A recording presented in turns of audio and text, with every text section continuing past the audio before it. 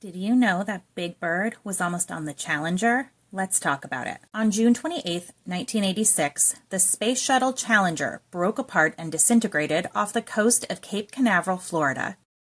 The eruption occurred at 11:39 a.m., 73 seconds after takeoff. The craft disintegrated over the Atlantic Ocean, killing all 7 crew members. It was determined that the disaster was due to multiple O-ring seals in the right solid rocket booster failing. Temperatures that morning were at a record low, resulting in the O-rings stiffening and being unable to seal the joints. The seals were breached upon takeoff, letting gas leak through and burn an attachment to the propellant tank, and soon the tank itself. Ultimately, the orbiter tore apart. Debris scattered across the Atlantic Ocean near the launch site. It took 3 months to complete a search and recovery operation on the ocean floor. The Space Shuttle program was put on a 32-month hiatus while accident investigations were underway. It was difficult to determine the causes of death of the crew. It is most likely that the breakup of the orbiter likely caused injury but wouldn't cause death, and it was the impact of the crew cabin into the ocean that resulted in the deaths. Crew members may not have lost consciousness due to pressurization of the cabin. This was the first launch with NASA's Teacher in Space project. Announced by Ronald Reagan in 1984, the Teacher in Space project was created to, quote, inspire students, honor teachers, and spur interest in mathematics, science, and space exploration. Teachers would join the crew as payload specialists, or non-astronaut civilians. Christa McAuliffe was selected to be the first teacher ever to travel in space from over 11,000 applicants.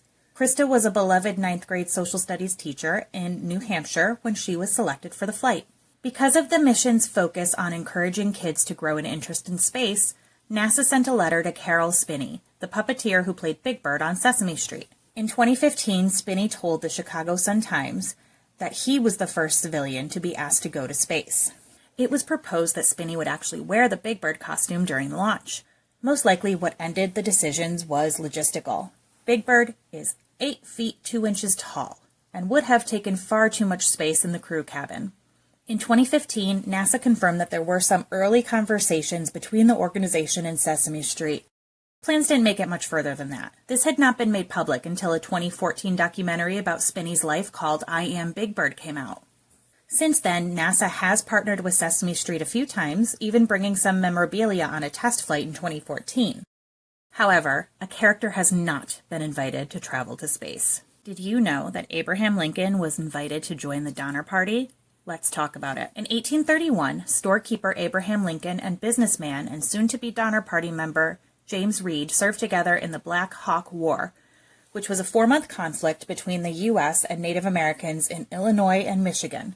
After the conflict ended, Lincoln and Reed continued their friendship when they settled in Sangamon County, Illinois. The late 1830s brought much discussion about building a railroad in Illinois. Lincoln was part of Illinois legislation and was part of a group who passed the Internal Improvements Act, which was going to fund and construct a network of train lines in the area.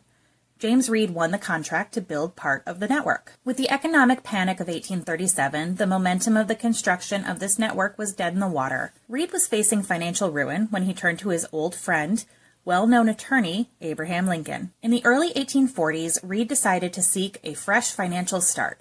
He met George and Jacob Donner, and the men agreed moving west was in all of their best financial interests. In 1846, Reed discussed his move with Lincoln, probably attempting to convince him to join the wagon train. At this time, Lincoln was married to Mary Todd, and the couple had young children. Mary Todd was quite against the move, but Lincoln was also concerned about how the move would impact his political aspirations.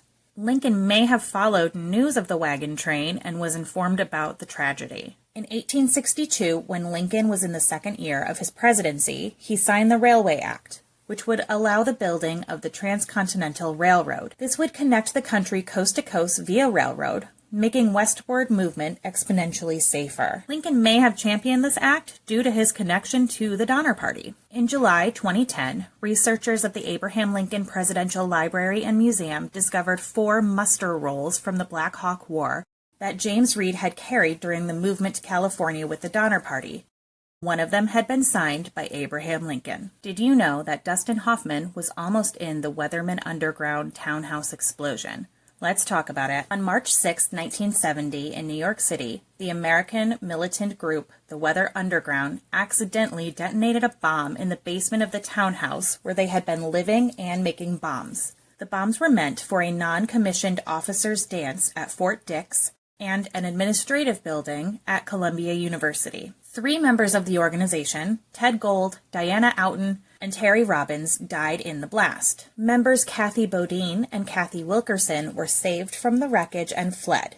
The townhouse was owned by Wilkerson's wealthy father. The group constantly disagreed about their plan, with some wanting as much death and destruction as possible, and others being more apprehensive. No one in the group had any experience with explosives. Just before noon, a loud noise bellowed from the basement, followed by a second loud noise that caused the floor to collapse. Robbins and Oughton were killed immediately, and Gold was crushed by a falling facade outside of the townhome. Bowden and Wilkerson had been in the home, but not in the basement. Wilkerson regained consciousness, found Bowden, and they escaped as the fire from the basement rose to the rest of the building. The fire caused another explosion as the two got out. Dustin Hoffman's wife at the time, Ann Byrne Hoffman, was returning home from running an errand. The taxi driver dropped her off 2 houses away from her home. She stepped out of the cab as the first explosion occurred. If she had been dropped off at the correct address, she would have been right next to the explosion. Anne ran into her house and found their babysitter, who was home with the couple's 2 children, and the family dog safe but terrified. All of the windows of the home had been blown out, and the explosion that had been caused by the fire blew out a wall in the Hoffman home, causing Dustin's desk to be knocked into the basement crater. The next day, the tenants were allowed to return to the blast zone to retrieve what they could of their personal effects. Anne found a coat that she had thought was hers, but wasn't, that had a map in the pocket of the tunnels under Columbia University, a target of the group. Wilkerson and Bodine were placed on the FBI's 10 most wanted fugitives list, charged with unlawful possession of dynamite. They remained fugitives for an entire decade. Wilkerson voluntarily turned herself in to authorities in 1980 and served 11 months in prison, and Bowden was apprehended in 1981 after her participation in the 1981 Brinks armored car robbery, which resulted in 3 murders. It took 9 days to find the remaining bombs and bodies. Had the unexploded bombs detonated, all of the homes on the block would have been destroyed. None of the tenants of 16 West 11th returned. Hoffman said he had always felt safe in that neighborhood, where he could take a break from being a celebrity. Did you know, in 2018, actor Jim Carrey thought he only had 10 minutes left to live while in Hawaii? Let's talk about it. In Hawaii, on January 13, 2018, at 8:08 a.m., the Emergency Alert System and Wireless Emergency Alert System sent out warning alerts to cell networks, radios, and television stations, advising citizens to seek shelter as a ballistic missile was incoming. 38 minutes and 13 seconds later, Hawaiian state officials sent a second alert that read, quote, "There is no missile threat or danger to the state of Hawaii. Repeat, false alarm." During 2017 and 2018, tensions between the U.S. and North Korea had been escalating, with each country threatening the use of nuclear weapons. A North Korean missile would be able to reach Hawaii with only 12 to 15 minutes of warning time. Because of this, Hawaii had been working on refreshing the state's nuclear emergency plan. On December 1st, 2017, nuclear threat sirens were tested for the first time in over 30 years, and officials said that they would begin running monthly tests. On January 2nd, 2018, the monthly test was conducted. A 1-minute steady tone indicating the attention alert signal sounded, and then a 1-minute wailing tone indicating the attack warning signal sounded. That test went well, with no concerns. On January 13th, 2018, the alert that appeared on smartphones read, in all uppercase letters, quote, "Ballistic missile threat inbound to Hawaii. Seek immediate shelter. This is not a drill." Local TV and radio broadcasts were interrupted, repeating, "This is not a drill." People quickly started sharing screenshots on social media and spreading the word even farther. As people were faced with preparing for the inevitable, the story of the mistake began to unfold. An employee at the Hawaii Emergency Management Agency was ultimately held culpable for the false alert. This employee had worked there for a decade, and some coworkers had expressed concern about his troubling behavior in the past. The head of the Hawaii Emergency Management Agency, Vern Miyagi, said that the alert was accidentally triggered during a shift change when a supervisor ran an unscheduled drill. The supervisor pretended to be an officer from the U.S. Pacific Command and contacted emergency management workers. He went off script and said the phrase, "This is not a drill." However, before the message and after the message, he did repeat exercise, exercise, exercise, which meant that it was in fact a test. The employee who triggered the false alarm had misheard directions twice before, confusing drills for real events at least twice. In interviews after the event, he explained that he truly believed it was an actual emergency, and this was a systemic failure. He had not heard the, quote, exercise part of the call. At 8:10 a.m., General Arthur Joe Logan contacted U.S. Pacific Command to confirm no missile had been launched. Honolulu PD was also notified of the false alarm. The alert was canceled at 8:13 a.m. via the state warning point system, preventing it from going out to more phones. A coworker had to push him out of the way and cancel it himself. The employee was in shock when he found out that the emergency wasn't real. Messages to the public telling everyone that the alert was a mistake didn't go out until 8:20 a.m. The Hawaiian governor, David Ige, was unable to locate his Twitter login to post the message. At 8:25 a.m., an email from the state was sent out, and electronic highway signs were used to spread the word that there was no threat. Disruptions happened across the state for 38 minutes. Phone systems were strained, and wireless data services jammed. One man recorded a final message to his family when he thought he was unable to escape, and another man had a heart attack. Thankfully, he survived. The Hawaii Emergency Management Agency administrator took responsibility for the event and ultimately resigned. A deputy of the Hawaii National Guard had to direct people to still take shelter if they got an alert in the future, fearing that people would disregard an alert in the future if there was an actual emergency. Former Hawaii Army National Guard Commander Bruce E. Oliveira was in charge of the internal investigation. On January 30th, 2018, he found insufficient management controls, poor computer software design, and human factors. The employee who triggered the alert was fired on January 26, 2018, citing his work history. The FCC's investigation resulted in the same findings. However, they also failed the state for not alerting citizens about the error quickly enough. Hawaii did not do any more monthly testing. But what does Jim Carrey have to do with this all? Well, on a July 16, 2020 appearance on The Tonight Show with Jimmy Fallon, the actor recounted his experience of the event, as he was in Hawaii with his daughter at the time. His assistant called him crying and told him that a missile was coming and he only had 10 minutes left. He and his daughter considered how they could leave the island, but Carrey didn't want his last moments to be in his car. He made the decision to say goodbye. He looked out at the ocean and began listing the things he was grateful for in his life. He was overcome with all of these wonderful things he had been blessed with, and he found a moment of peace before what he thought was going to be the end of his life. He said, quote, "All I was planning to do was close my eyes and be thankful, because it's been a good ride." The cover of Carrey's book, Memoirs and Misinformation, showed his face when he got the alert that he only had 10 minutes to live. Did you know an entire species of animal was saved from extinction by their inability to jump? Let's talk about it. The Bontebok antelope were once found in South Africa, Lesotho, and Namibia. They are tall, medium-sized antelopes. They are chocolate brown with white undersides, a white stripe from the forehead to the tip of the nose, and a white patch around the tail. Their lyre-shaped and ringed horns can reach up to a bit over 1.5 feet. The herbivores graze for short grass and plants in the morning and evening and rest during the day. Coastal grasslands are the best habitats for the Bontebok antelope. The herds generally don't exceed 40, and the Bontebok is the provincial animal of the Western Cape.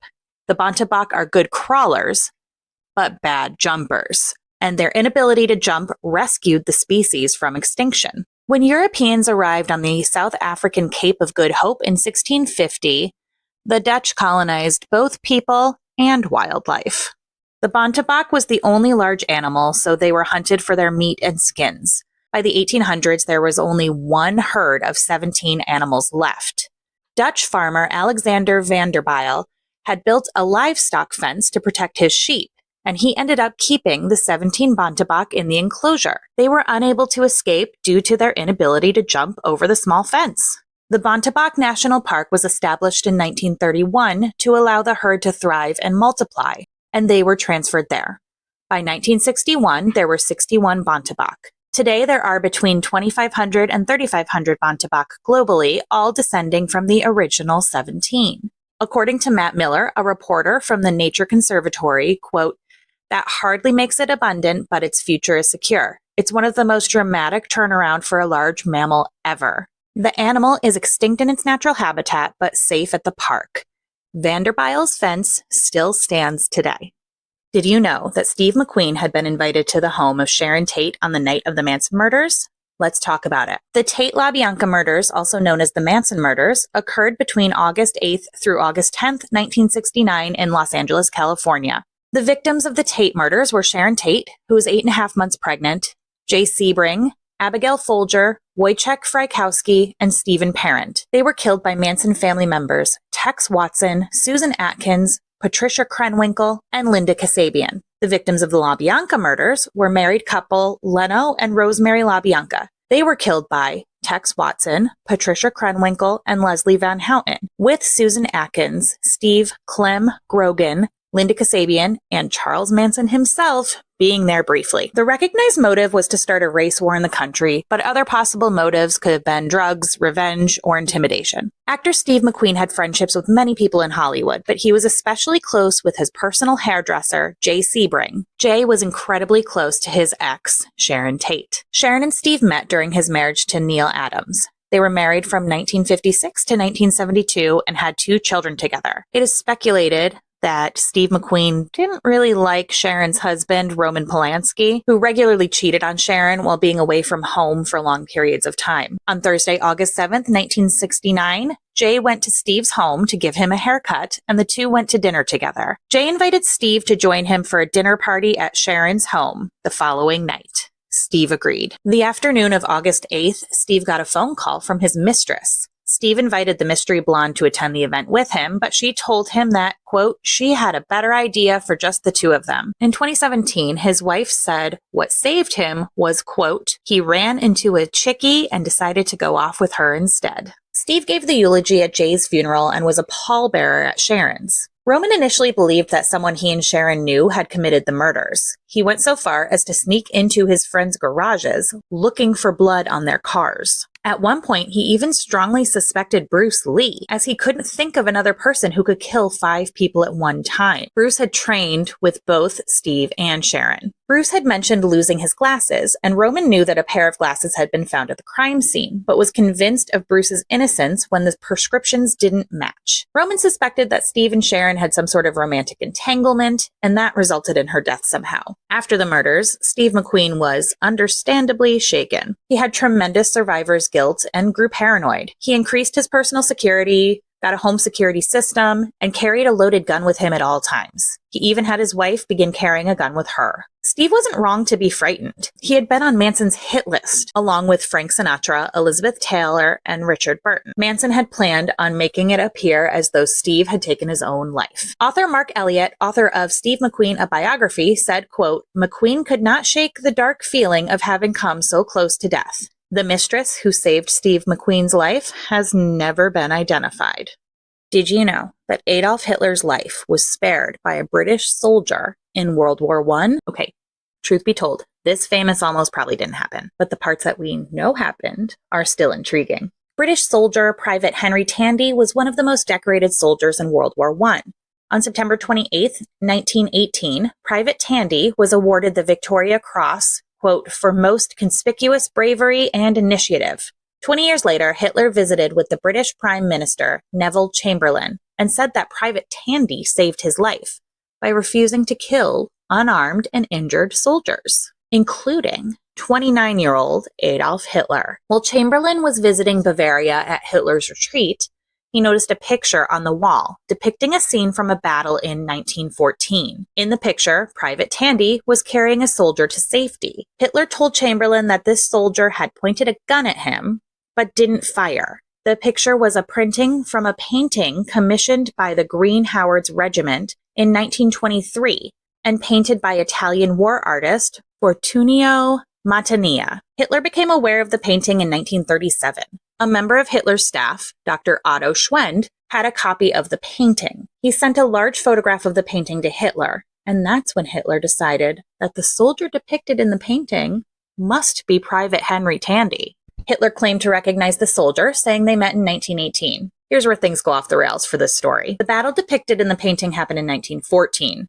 So that's the first hole in the story. But let's look at the September 1918 dates of where we know Hitler was during that time. On September 17, 1918, Hitler's unit was 50 miles north of where Private Tandy and his unit were, in the French village of Marcoing. On September 25th through the 27th, Hitler was on leave. It was incredibly unlikely that he would have ended up being in Marcoing after being 50 miles away and then on leave for a few days. Remember, this famous almost probably didn't happen, but how the lore came to be is kind of a great story. So let's keep going. It is most likely that Hitler intentionally selected Private Tandy as the soldier who spared his life. Tandy was incredibly well respected in Britain, and of course, only the most decorated soldiers of World War I would be able to save old Dolphy. As the story goes, when Chamberlain returned to Britain, he attempted to call Private Tandy, who was not home. Hitler had requested that Chamberlain send his gratitude and regards to Tandy. His 9-year-old nephew, William Whately, answered the call. However, Tandy didn't have a phone at his house.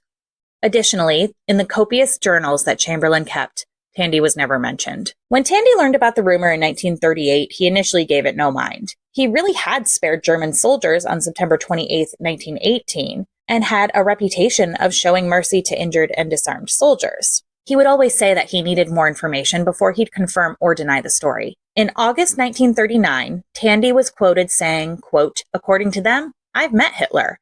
Maybe they're right, but I can't remember him." He seemed even more certain in 1940 when he told a journalist, quote, "If only I'd known what he turned out to be. When I saw the people and women and children he killed and wounded, I was sorry to have let him go." Did you know singer Debbie Harry narrowly escaped murderer Ted Bundy?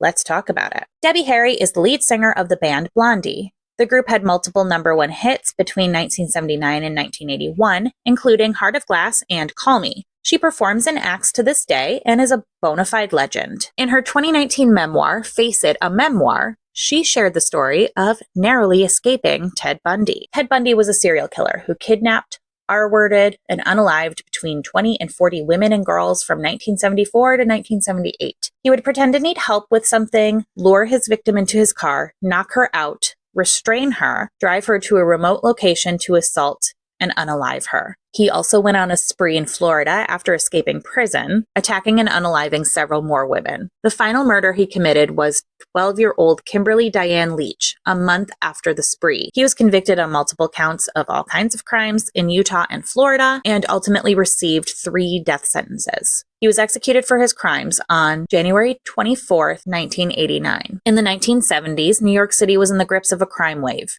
City airports provided pamphlets called, quote, "Welcome to Fear City, a survival guide for visitors to the city of New York," advising tourists to avoid walking anywhere in any borough after 6 p.m. Unfortunately, locals often didn't have a choice but to walk after dark. Debbie Harry was a waitress at a popular nightclub at the time. She was walking home in the early morning hours trying to find a taxi. Someone driving a white car circled her a few times before finally pulling up and asking her if she needed a ride. She was apprehensive, but her feet were aching in her platform shoes, and she didn't want to be impolite, so she accepted. The car was very hot, and the windows were rolled up. Debbie Harry said the driver was a good-looking man in a white shirt, but his body odor was overwhelming.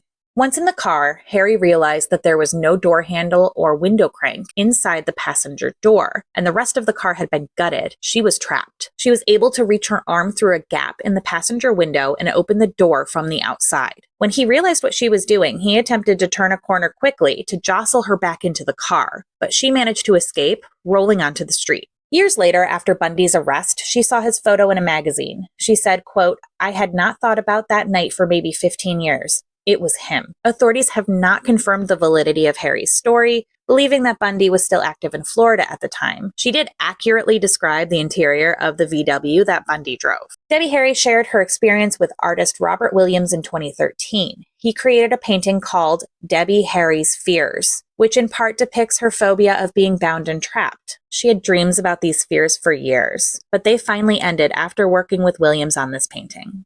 Did you know a bunch of famous people had near misses on September 11th, 2001? Let's talk about it. Actor Rob Lowe regularly took the route of American Airlines Flight 77, the plane that would hit the Pentagon. Later, he found out via letter from the Attorney General of Maryland that he actually flew on the same flight with one of the terrorists and could possibly be called to trial to testify. Actor Gabourey Sidibe was a student at Borough of Manhattan Community College in 2001. That morning, she overslept and missed her classes. Debris from a falling tower hit the building she should have been in and actually killed some teachers and students. Writer, director, and actor Seth MacFarlane had given a speech at his alma mater on September 10th. He was scheduled to fly back to LA from Rhode Island the next morning. Due to a combination of being given the incorrect departure time and being hungover, he overslept. He made it to the airport, but he had missed American Airlines Flight 11 by 15 minutes. Celebrity chef Michael LaMonaco was director and head chef at Windows on the World, located on top of the North Tower. He arrived to work early, so he went to a lens crafter's in the tower's concourse to have his glasses fixed. This took longer than expected, making him kind of late for work, but making it so he was able to escape from the concourse instead of the top of the building. The restaurant was destroyed, and he lost many employees and friends. MTV reality star Julie Stauffer was supposed to take American Airlines Flight 11 from Boston to LA to visit her on and off again boyfriend. On the evening of September 10th, she argued with her boyfriend and considered canceling her trip. The friend who was driving her to the airport convinced her that her boyfriend wasn't treating her well and convinced her to skip the trip. She went back to bed. Australian swimmer Ian Thorpe was just 18 in 2001 and had just won 5 Olympic medals at the Sydney Olympics. That morning, he was out running near the Twin Towers when he decided to go back to the hotel and get his camera. When he turned the TV on in the hotel, the planes had hit. Actor Mark Wahlberg was scheduled to take American Airlines Flight 11, but canceled his plans, deciding to go to Toronto with his friends instead and planned on flying back to LA from there. But for more information on how he would have stopped 9/11, just give it a Google. Queen of Jingles Patty Austin was set to perform at Michael Jackson's 30th anniversary celebration at Madison Square Garden on September 7th and 10th. Her mother suffered a stroke in San Francisco, forcing her to skip the September 10th performance to care for her mom. She would have been on American Airlines Flight 93, the plane that crashed in Pennsylvania. Actor Jackie Chan may have been set to film a stunt that morning in the towers. This story is unconfirmed, but he possibly traveled to Toronto at the last minute to film the tuxedo instead.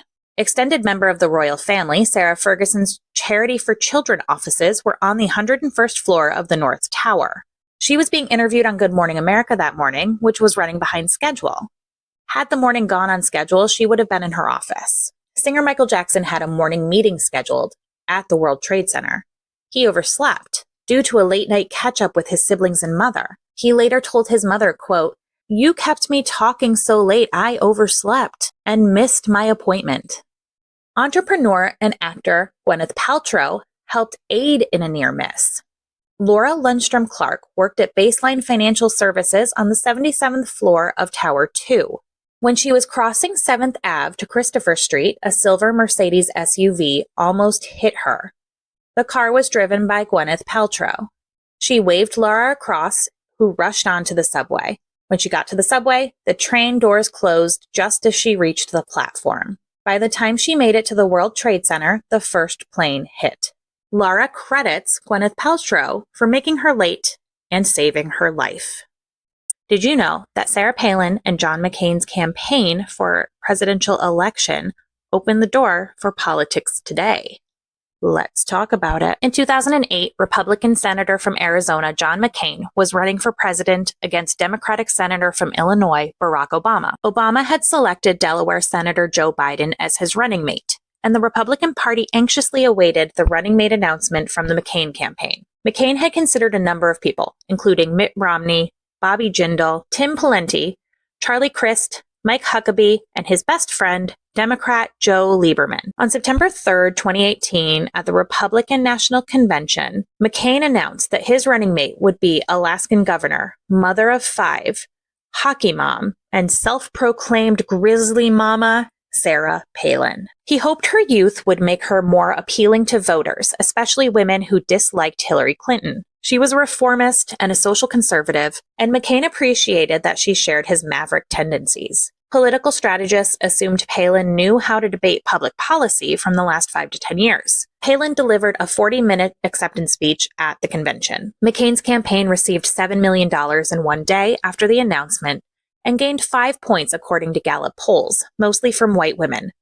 Some politicians were thrilled with the choice and others were concerned with her inexperience. More than half of Americans believed the media was trying to negatively portray her and wanted the media to give her a chance to prove herself.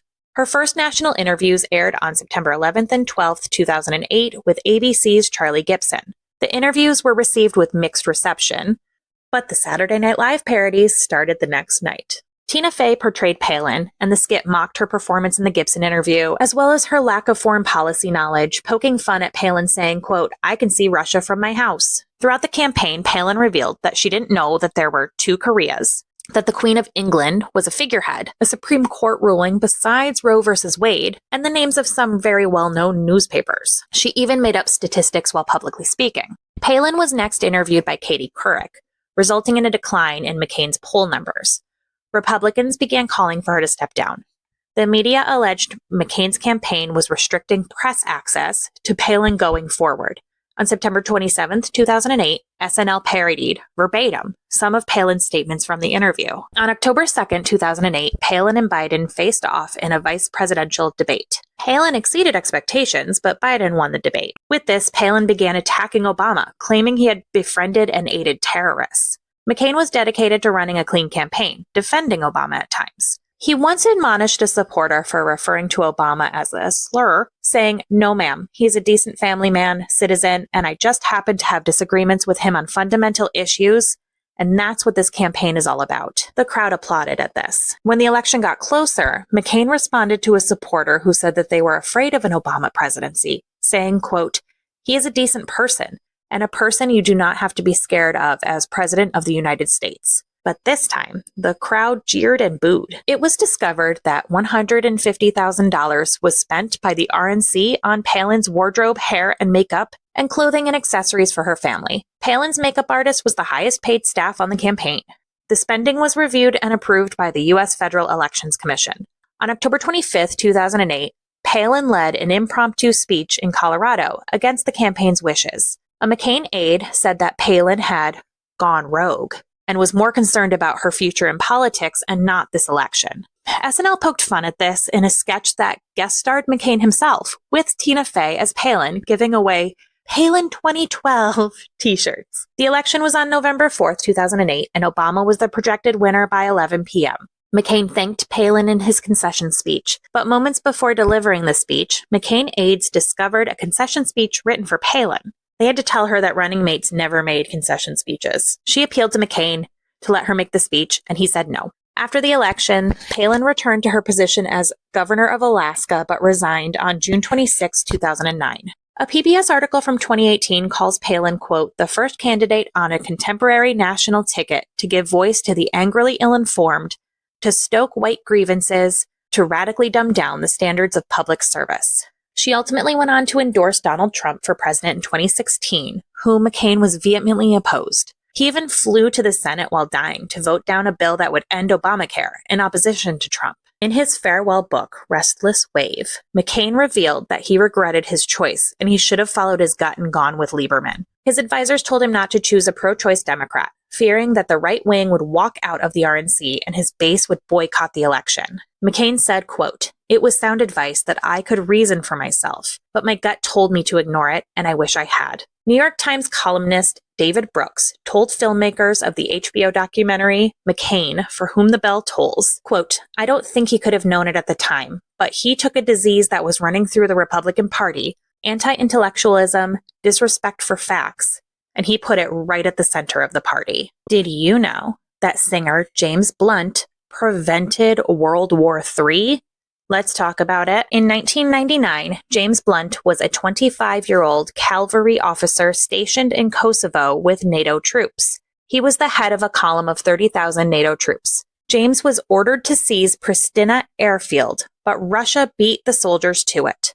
American General Wesley Clark ordered the unit to overpower the 200 Russian soldiers. According to James, he had been, quote, party to the conversation between General Clark and senior officers. Having a foothold via the airfield would make things easier for NATO forces, and James understood the political reasons to do this. However, quote, practical consequences of that political reason would be then aggression against the Russians. With 200 Russian soldiers pointing their weapons at him, he questioned the American general. James's and General Clark's superior, British General Sir Mike Jackson, backed James up, saying, quote, I'm not going to have my soldiers be responsible for starting World War III. Instead, General Jackson told them to encircle the airfield instead of attacking. After a few days, the Russians asked to share the airfield as they had run out of food and water. James truly believed that following the order would have started World War III. He says he would not have followed the order even if he hadn't been backed up by General Jackson. He was prepared to be court-martialed, but the sense of moral judgment is a key tenet of the British Army. Did you know that a different Japanese city was the original target for the atomic bomb?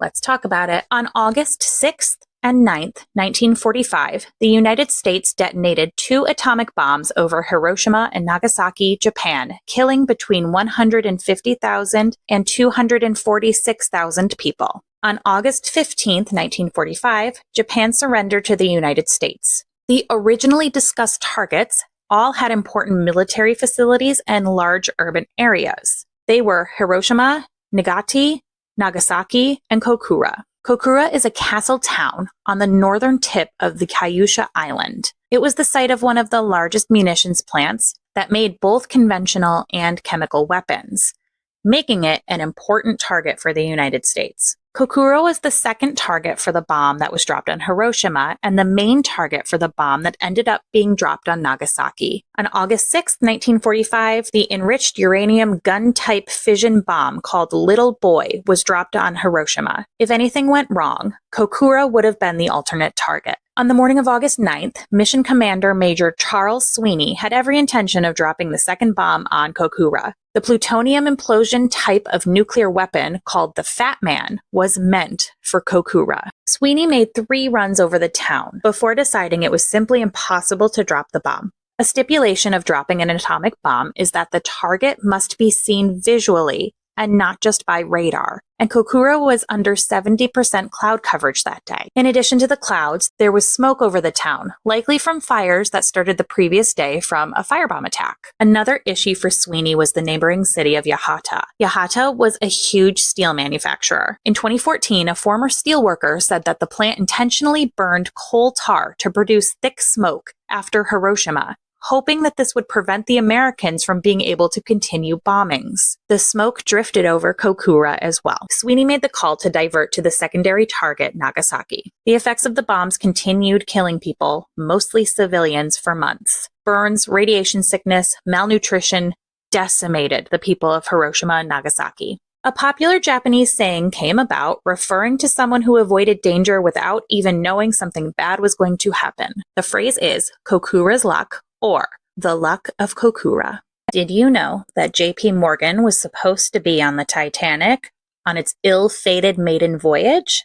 Let's talk about it. J.P. Morgan was an American financier through the late 1800s until his death in 1913. He was one of the wealthiest men in America. Morgan's company, the International Mercantile Marine Company, owned the White Star Line, the shipping and transatlantic passenger line that owned the Titanic. The International Mercantile Marine Company, or IMM, had been attempting to monopolize northern Atlantic routes in the prosperous early 20th century shipping industry. An American was not allowed to own British ships, but there was nothing preventing him from owning the company that owned the British ships. The early 1900s were the golden era of shipping, and Morgan knew how to capitalize on that. Britain attempted to introduce competition to IMM by subsidizing shipping liners for a competing company. With the publicity and excitement around the maiden voyage of the Titanic, J.P. Morgan booked himself a luxury room to mark the occasion. After all, how would it look if he wasn't there? Fellow millionaires and rivals, Jacob Astor, Isidor Straus, and Benjamin Guggenheim were all on board. Days before the ship was scheduled to depart, Morgan canceled his trip and pulled his fine arts collection out of the cargo hold. There are a couple of possibilities as to why he didn't take the trip. He may have simply gotten sick and extended his stay in France to attend a health spa with his mistress. Another possibility is that he wanted to make sure his art collection would be sent to the Metropolitan Museum of Art in New York City and needed to be in Paris to oversee the export process. France had a new law coming into effect that would prevent Americans from exporting art out of the country. He needed to get his art out before the law came into effect. It's possible that it's a combination of both, and he was convinced to stay in France and cancel his ticket. Recently, conspiracy theories about J.P. Morgan and his involvement in the sinking of the Titanic have arisen. There's a theory that Morgan planned the sinking to kill Jacob Astor, Isidor Straus, and Benjamin Guggenheim because they were all against the creation of a national Federal Reserve. This has been utterly debunked, as Straus actually supported the Federal Reserve, and Astor and Guggenheim hadn't taken official positions. There are some other wild conspiracies, but none of them have enough compelling evidence to back anything up. Did you know an ignored note led to one of the biggest victories for the U.S. in the Revolutionary War? Let's talk about it. German Colonel Johann Rall joined the staff of the 1st Division under General Leopold Philipp de Heester, sorry if I can't say it right, with 1,200 men fighting on the side of Great Britain in 1776. On December 25th and 26th, 1776, General George Washington crossed the Delaware River into Trenton. At the time, Rall was in the middle of a card game when he was interrupted by a British spy who was trying to alert him of the planned attacks from the Americans. Rall, annoyed at the interruption, told the spy that he couldn't believe that the Americans would dare attack his men. The spy tried to slip Rall a note when he had been dismissed, but Rall ignored it. The Americans were successfully able to attack without the British being prepared. Rall was mortally wounded in the battle. He was carried to the home of Stacy Potts, a member of the Trenton community, where he died later that night. He had been shot twice in the side. Before his death, Rall requested a formal surrender to Washington. Local tradition says that he is buried in an unidentified grave in the churchyard of the First Presbyterian Church in Trenton. Did you know that the Bay of Pigs invasion failed in part due to a misunderstanding about time zones? Let's talk about it. The Bay of Pigs invasion was a failed attempt by the United States to overthrow the communist government of Fidel Castro in Cuba. The U.S. and Cuban Democratic Revolutionary Front, which was made up of Cuban exiles who opposed Castro and the Cuban Revolution. It took place in 1861 at the height of the Cold War between the U.S. and Russia. The plan began under President Eisenhower and continued under President Kennedy. The mission had missteps very early on. The mission plans were leaked to Castro early on via New York Times publishing an article. On April 17, 1961, over 1,400 paramilitaries launched by boat from Guatemala and Nicaragua. They landed on the beach of Playa Girón in the Bay of Pigs. They failed to wipe out the Cuban Air Force and accidentally visually alerted the Cuban militia to their plans. The biggest mistake of the invasion was the simplest oversight: time zones. Airstrikers from Nicaragua and Guatemala launched to provide air support to the DRF. Cuba and Nicaragua are in different time zones, and the troops from Nicaragua arrived an hour earlier, further alerting the Cuban militia and giving them time to prepare for the attack. The Cuban Revolutionary Armed Forces defeated the invading forces within 3 days, who surrendered on April 20th. 2 B-56s were downed and 4 Americans died. The invasion is regarded as a huge U.S. foreign policy failure. Castro had legalized the Communist Party, which was a huge threat to the U.S., and this failed invasion solidified Castro as a Cuban national hero. Latin American groups were able to undermine the U.S.'s authority. Cuba was pushed closer to the USSR, setting the stage for the Cuban Missile Crisis of 1962. Did you know Marie Antoinette may have escaped the guillotine if she had agreed to take 2 carriages instead of 1? This one is going to be an overview. It's the French Revolution. It is massive. There's no time. Marie Antoinette was the last queen of France before the French Revolution. She married Louis XVI at the age of 14 and became queen at age of 18. She was disliked by the French and was accused of being promiscuous, sympathizing with France's enemies, defrauding the crown's jeweler, and having illegitimate children and being wasteful and extravagant with resources. Her lavish spending was blamed for France's financial crisis. The money she spent on fashion, gambling, and other luxuries were thought to have been used to pay France's debt. She was also viewed suspiciously because she had been married off to Louis XVI to create an alliance between Austria and France. Louis XVI granted Marie Antoinette political power as his advisor. Between 1789 and 1791, she stepped back from her public life to dedicate her time to her children, though she was a very involved political player behind the scenes. As unrest escalated, the royal family looked for ways of escaping. On June 20th and 21st, 1791, Louis XVI,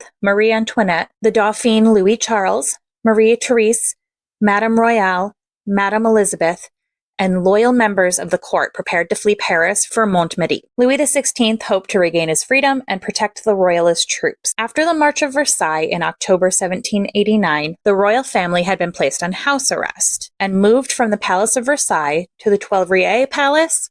Guys, I'm so sorry I don't speak French. The Queen's friend, Axel von Fersen the Younger, helped plan the escape. He urged the use of 2 light carriages to make the 200-mile journey faster. This would require the household to separate, and the king and the queen were not willing to do this. They'd promised one another never to separate. Instead of taking 2 carriages, they took one single, heavy coach that was pulled by 6 horses. They made their escape in the middle of the night. One heavier carriage made progress go much slower. This, and many other small decisions made by the king, including time miscalculations, coach repairs, the lack of secrecy, led to their capture. The king and queen enjoyed chatting with locals as they traveled and were recognized by Jean-Baptiste Drouet, the postmaster of Saint-Ménehould. Again, I'm so sorry. While at a stop, they were arrested in a small town 31 miles from their ultimate destination. The royal family was returned to the palace, back on house arrest. The monarchy was ultimately abolished. Louis XVI and Marie Antoinette were eventually executed by guillotine, and their son Louis XVII died at the age of 10 due to neglect. According to The Lost King of France by Deborah Cadbury, quote, "The kid endured prolonged psychological and physical torment tantamount to martyrdom. Had the king and queen listened to Marie Antoinette's trusted friend, they may have escaped, and the monarchy would have lived on." Did you know that a document with foundational principles of math, physics, and engineering were almost lost forever due to a monk erasing it? Let's talk about it. Archimedes was an ancient mathematician, physicist, and engineer who practiced in the 3rd century BCE. Much of his work has been lost over time, but what we do have shows a wildly imaginative genius. One such work has been come to known as the Archimedes palimpsest. It is a 174-page manuscript containing mathematical theorems as well as principles of gravity and floating. It was copied by a scribe in the 10th century CE from the original scrolls. In ancient times, parchment was incredibly valuable and scarce. It was created from scraped and dried animal skins.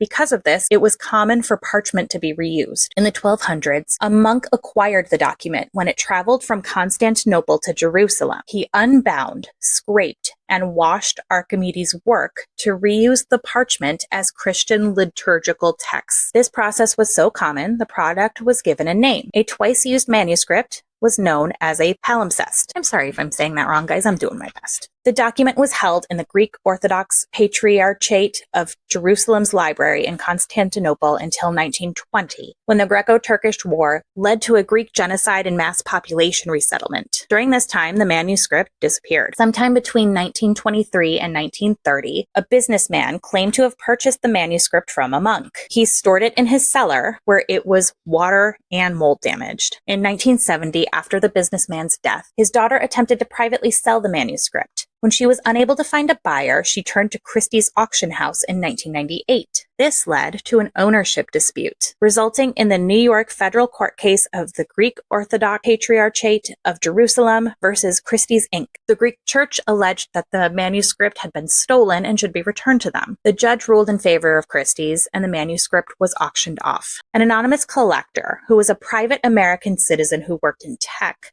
paid $2 million for it, and the collector loaned it to the Walters Art Museum in Baltimore. Once there, the museum commissioned a project with the goal of uncovering hidden layers of text through imaging techniques. In 2004, Stanford physicist Hugh Bergman thought of using the Stanford Linear Accelerator Center to find iron content in the ink. The particle accelerator used X-rays, which caused the ink to fluoresce. With this process, the, quote, method of mechanical theorems was found and described mechanical experiments that led to mathematical understanding. And, quote, on floating bodies was found, which described buoyancy. Various diagrams were also uncovered. The project will take years to complete, but the monk who erased the writing actually inadvertently preserved Archimedes' work by reusing the parchment. Did you know that Drew Barrymore and Tom Green were rescued by their dog? Let's talk about it. Actor Drew Barrymore and comedian Tom Green were engaged to be married in 2001. In February 2001, days before Drew's 26th birthday, the couple's Beverly Hills home caught fire. The fire began around 3:25 a.m. and completely engulfed both stories of the home. The fire gutted the home and caused $700,000 in damages. Flossie, one of the couple's dogs, barked and banged on their bedroom door 5 minutes after the fire started to wake Drew and Tom. It took 55 firefighters and 11 fire trucks to put out the fire. The couple lost everything in the blaze, but were able to escape completely uninjured thanks to Flossie. In September 2020, Tom appeared on Drew Barrymore's talk show. The former couple discussed how they helped each other get through the emotional turmoil of the house fire. As they were safely on a hill watching the blaze, while telephone poles were exploding and the home was crumbling, the media started to gather to report on the story. Tom leaned into Drew's ear and started singing the Entertainment Tonight theme song. This made her laugh in the midst of such darkness and allowed her to see the light in the situation. Tom said that he has been a lifelong lover of dogs because of his relationship with Drew. A few years later, actor Gary Oldman appeared on Drew's talk show and they discussed how they met. Turns out, Drew and Tom looked at Gary's house while house hunting after the fire. She said that in an attempt to comfort her, people would tell her that the fire must have felt cleansing. She scoffed at that, saying it wasn't cleansing, it was trauma. She lost everything from her past, including her childhood passport, which had all of the stamps from the places she had traveled as a child actor. Thanks to a smart, brave dog, Tom Green and Drew Barrymore's lives were saved. Did you know that Robert Reed saved his TV family from serious injuries and possibly death during an episode of The Brady Bunch? Let's talk about it. On November 23rd, 1973, the season 5 episode of The Brady Bunch called The Cincinnati Kids aired. In the episodes, the Brady family goes along with Mike Brady, played by Robert Reed, on a business trip to Kings Island Amusement Park in Cincinnati, Ohio. Mike Brady would be presenting architectural plans to clients. His plans got mixed up with a poster Jan had purchased as a souvenir. Mayhem ensues as the family relays across the amusement park to get the plans back to Mike. In the episode, viewers watch the Brady family enjoy rides and games throughout the park. A faction of the family is shown riding a large wooden roller coaster together. To get the shot, the crew mounted camera rigging to the front of the coaster car so their genuine reactions would be caught as the coaster moved. Robert Reed had concerns that the rigging wasn't secured properly and insisted that the crew do a test run of the coaster car with the rigging attached before allowing cast members to get onto the ride. Sure enough, when the car returned to the beginning of the ride, the camera was no longer attached. Robert Reed saved his castmates from serious injuries and possibly even worse. Oh, and Robert Reed didn't like roller coasters, and he refused to get on one for the show. Did you know that country music icon Waylon Jennings was supposed to be on the plane on the day that the music died? Let's talk about it. Waylon Jennings was hired by Buddy Holly to play bass on the Winter Dance Party Tour, which began on January 23rd, 1959 in Milwaukee, Wisconsin. He was 21 at the time. He had been recording in New York City and took a train to Chicago to meet up with the rest of Buddy Holly's band. Things went wrong almost immediately. The tour buses began breaking down regularly. On February 2nd, 1959, Holly decided to charter a 1947 Beechcraft Bonanza plane for himself, guitarist Tommy Alsop, and Jennings. The following day, on February 3rd, 1959, Richie Valens asked Alsop if he could take his seat on the flight. J.P. Richardson, aka the Big Bopper, asked Jennings for his seat, as he was sick with the flu and wanted to avoid the freezing bus ride. When Holly learned that Jennings wouldn't be on the flight, he jokingly said that he hoped the bus broke down. Jennings jokingly responded, "I hope your old plane crashes." The flight took off, but less than 6 minutes northward of the airport, the plane went down. Buddy Hollins, the Big Bopper, Richie Valens, and pilot Roger Peterson were all killed. Decades later, Jennings would say, quote, "God almighty, for years I thought I caused it. It took him many years to forgive himself and let go of survivor's guilt. Jennings went on to be one of the most influential country artists in history. He was inducted into the Country Music Hall of Fame in 2001. He died in his Arizona home in February 2002 after a groundbreaking music career. Did you know that John F. Kennedy's life was saved by 2 Solomon Islanders and a coconut during World War II? Let's talk about it. During World War II, John F. Kennedy commanded a patrol torpedo boat in the South Pacific. On August 2, 1943, Kennedy's boat was rammed by a Japanese destroyer. Kennedy and the crew swam over 3 miles to the nearest island, with Kennedy pulling an injured crew member by holding the strap of his life jacket in his teeth. Kennedy and the crew made it to an unoccupied island, where they stayed for 2 days, living on coconuts for sustenance. They attempted to find help on a different island, but that was also unoccupied. On August 5th, Kennedy and another crew member ran into 2 Solomon Islanders in a canoe as they were foraging for food and water. Their names were Eroni Kumana and Biku Gasa. The men initially thought the stranded men were Japanese, so they rowed away. But soon the 2 men ran into the rest of the crew, finding the stranded Americans. Some of the crew members cried and others shook hands with the Solomon Islanders. Kennedy, however, ran over to them and hugged them. Kumana and Gasa worked with a network of agents based in the Pacific Islands called the Coast Watchers. The network would watch for enemy forces and report information to Allied troops. Unable to effectively communicate, it was suggested that Kennedy carve a message into a coconut shell that the 2 men would deliver to the Coast Watchers. The message carved into the coconut shell read, quote, Nairo ISL, Commander, Native knows, pose it, he can pilot. 11 alive. Need small boat.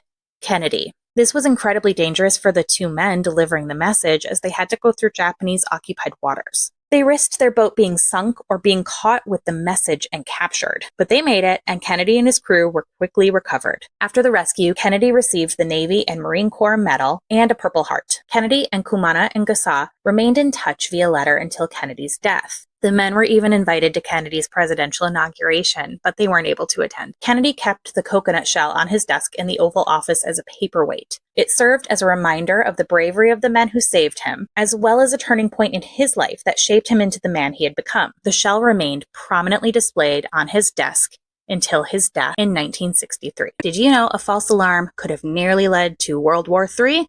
Let's talk about it. On September 26, 1983, during the Cold War between the Soviet Union and the United States, the Soviet nuclear early warning system sounded, reporting the launch of an intercontinental ballistic missile and 4 more following from the U.S. Soviet Air Defense Forces employee Stanislav Petrov, overseer of early warning systems, suspected that the alarm was a mistake. The warning system was designed to monitor ballistic missile attacks from NATO countries. He waited for a second warning, as it was a mandate of the permanent mission of the Russian Federation to the UN. Multiple sources were necessary to confirm an attack. After some thought, Petrov decided this has to be a false alarm. He believed that an all-out attack from the US wouldn't have been only 5 missiles. Petrov also didn't have full confidence in the system in the very best of circumstances. The false alarm occurred due to a rare alignment of sunlight on high-altitude clouds above North Dakota and the Molniya orbits of the satellites. I don't know what that means.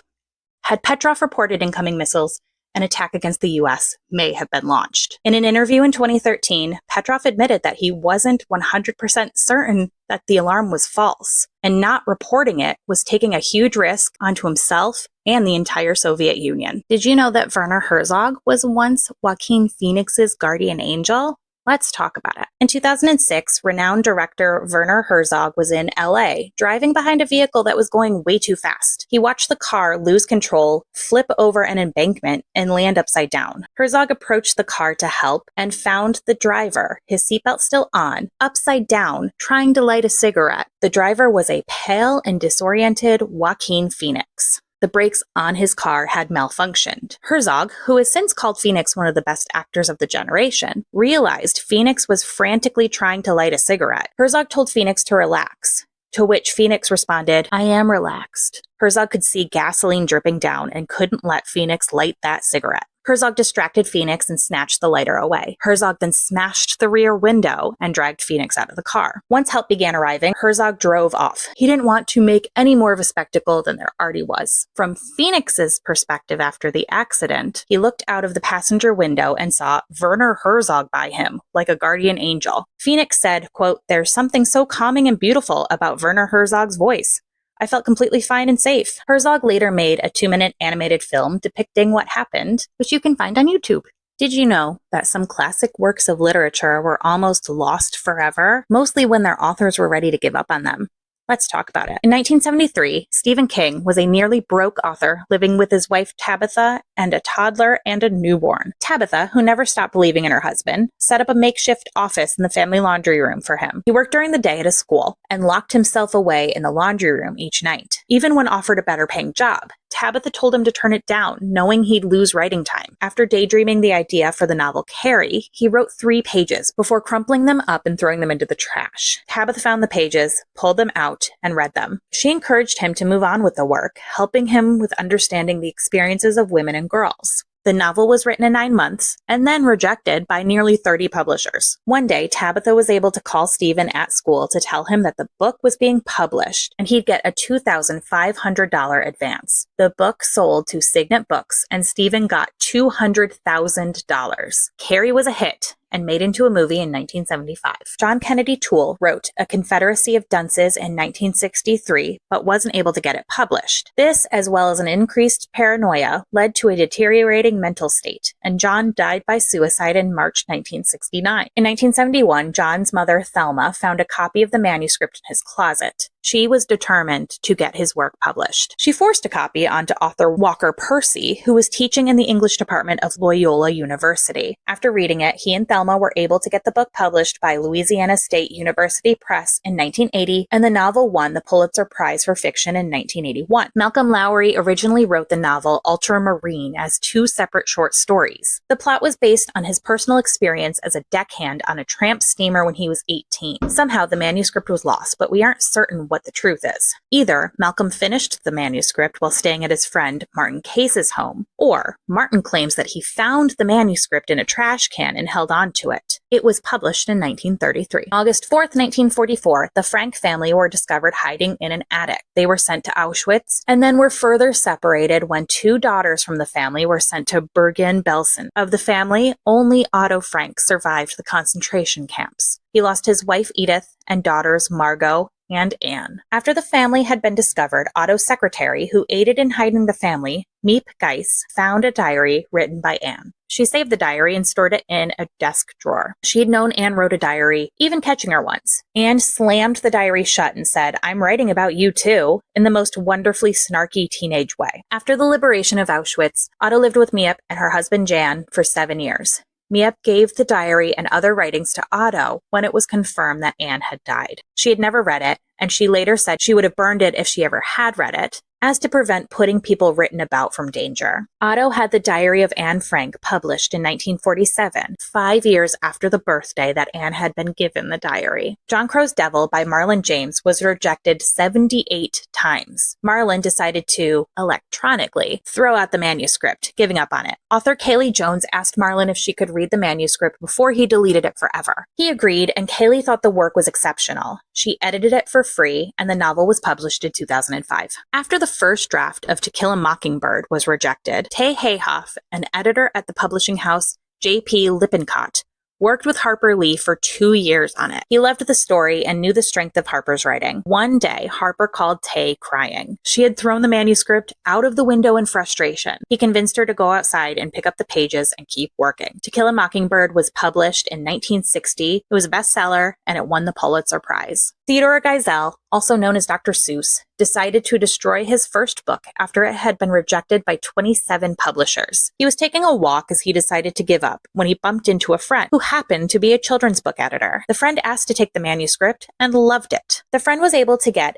And to Think That I Saw It on Mulberry Street published, beginning Dr. Seuss's illustrious career. 2 works by Franz Kafka were published, whether right or wrong, after his death. The Trial was a novel that Franz worked on from 1914 to 1915. He wrote the opening and closing scenes and would write haphazardly on the rest, writing in many different notebooks at the same time. His friend, Max Brode, knew Franz had a habit of doubting himself and destroying his work out of frustration, so he took the notebooks for safekeeping. The manuscript was 161 loose pages, torn from notebooks. Franz had grouped the pages into chapters, with some parts being complete and others not. Max wasn't even sure if the chapters were in the correct order. In 1924, after Franz's death, Max assembled and edited the work. Since then, more work has been done by various scholars. The true final version of the trial still remains unknown. Kafka's final work, The Castle, was posthumously published in 1926 against the author's wishes. He began writing it in 1922. Before he died, he told his friend Max how he intended for the novel to end, but in a letter to Max in September 1922, he expressed that he was giving up on the work. The manuscript ends mid-sentence. Franz told Max to destroy his unfinished works upon his death. Instead, Max edited the work. He wanted to honor his friend, but also get the book to sell. It was published as was at first, but it didn't sell well. Max donated the manuscript to Oxford University. In 1961, Malcolm Pasley gained access to all of Franz Kafka's works, except for the trial, and began publishing the work in 1982. The Castle was published in 2 volumes, the novel in Volume 1 and the fragments, notes, and deleted parts in Volume 2. Various translations and re-edits have been published throughout the years. Did you know that William H. Seward's life may have been spared due to a previous injury? Let's talk about it. President Abraham Lincoln was assassinated by John Wilkes Booth on April 14, 1865 at Ford's Theater in Washington, D.C. Booth was part of a conspiracy to disrupt the government led by Confederate sympathizers. Secretary of State William H. Seward was attacked in his home the same night by Lewis Powell. Seward was recovering from a carriage accident at the time. Powell stabbed him 5 times before fleeing into the night. William H. Seward served as governor of New York from 1839 to 1842. He was vehemently opposed to slavery. When he was elected to the U.S. Senate in 1849, he opened his family home in Auburn, New York as a safe house on the Underground Railroad. In 1860, he was a candidate in his party for the presidential election, but lost the primary to Abraham Lincoln. He actively campaigned for Lincoln, and when Lincoln was elected, Seward was offered the position of Secretary of State. He was one of Lincoln's closest advisors. On April 5, 1865, Seward, his son Frederick, his daughter Fanny, and her friend, Miss Titus, were in a carriage accident. Seward sat by the driver because he was smoking a cigar and didn't want to bother the passengers. The carriage driver jumped down when he realized the carriage door wasn't shut all the way, and the slam of the door startled the horses, who took off. Seward tried to get control of the horses, but was thrown to the ground and lost consciousness. He suffered a concussion, a fractured right humerus, and fractured left and right mandibles. No one else was injured in the accident. Seward was taken home to recover, but because Seward had no upper teeth, traditional attempts at wiring his jaw failed. A dental specialist from New York City was set to arrive in Washington, D.C. on April 16th to treat Seward. Lewis Powell was a former Confederate soldier. He was wounded and captured, but escaped and went into hiding in the woods of Baltimore. There, he met John Wilkes Booth. Powell admired Booth's acting,